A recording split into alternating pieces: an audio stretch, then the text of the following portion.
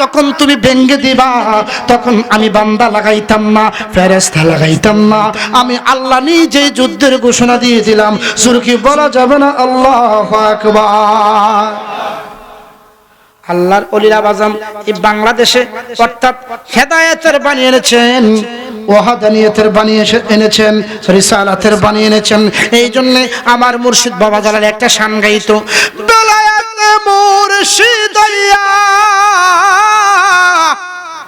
বেলায়েতে মুর্শিদাইয়া। চলবনি না কষ্ট হইতেছে আপনার?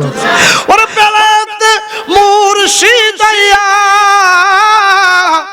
আসিলেন দিনের নবী, মুর্শিদকে না পাইলে কি আর রাসূল পাবি?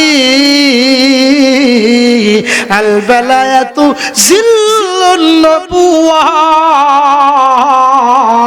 কারণ কি এখন নবী নাই, বেলায়েত আছে।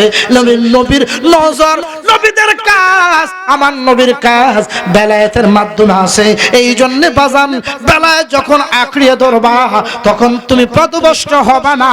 আমার আল্লাহর নূর তোমার ভিতরে ঢুকবে, আমার নবীদের ফয়েজ তোমার ভিতরে ঢুকবে, তখন তুমি বান্দা থেকে ওলি হয়ে যাইবা। জোরে কি বলা যাবে না আল্লাহু আকবার?